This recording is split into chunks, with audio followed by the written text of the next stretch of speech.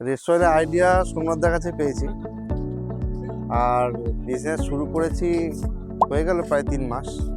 Opening হয়েছে 3 মাস হয়েছে, আর business idea কাজ করবো ভেবেছি অলরেডি 6 মাস আগে থেকে সোমনাথদার সঙ্গে আলোচনা করে তারপরে ঠিক করেছি বিজনেস করব, কিভাবে করব না করব আইডিয়া সব সোমনাথদাই দিয়েছে।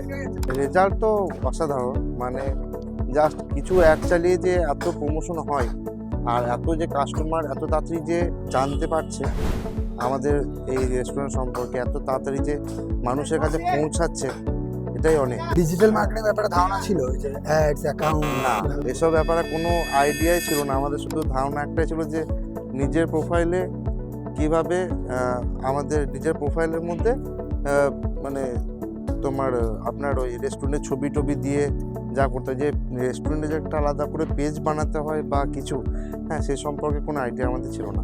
অনেকটা নিজের মনে করে দেখে, হ্যাঁ। আর যেরকম ধরুন যে পেজের মধ্যে আমাদের ডিজিটাল মার্কেটিং সম্বন্ধে যেরকম আমাদের আইডিয়া ছিল না, সেখানে এই সব জিনিসগুলো তো অনেক দূরের কথা, সেগুলো যে ঠিকঠাক করে মেনটেন করেছে, সমস্তটা ডিডিআই করেছে। হ্যাঁ, পেজে ওনারশিপ থেকে কিভাবে নিজের কাছে রাখতে হয়, কিভাবে যে ওয়েবসাইট তৈরি করতে হয়, ওয়েবসাইটের ডোমেন কীভাবে নিজের কাছে রাখতে হয়, হ্যান ত্যান আরও অনেক বিষয় আছে। হ্যাঁ, ডিজিটাল মার্কেটিং যেগুলো আমাদের বলতে কোনো ধারণা ছিল না, যেগুলো সমস্তটাই টিডি একদম নিজের মনে করে নিজের কাছে রাখে। ঠিক আছে, সাপোর্ট তো মানে দারুণ, মানে যখন যা বলি, যেরকমভাবে বানাতে বলি ভিডিও, যেরকমভাবে আমাদের পছন্দ মতো ভিডিওগুলোকে বানাই, এমনকি নতুন নতুন আইডিয়া দেয়। এটা সব থেকে বেশি ইউনিক একটা পয়েন্ট টিডিআইয়ের পক্ষে, যে প্রত্যেক দিন আমি যখনই ফোন করবো যে এই সমস্যা নিয়ে কোনোদিন খালি হাতে ফিরে আসতে হয় না।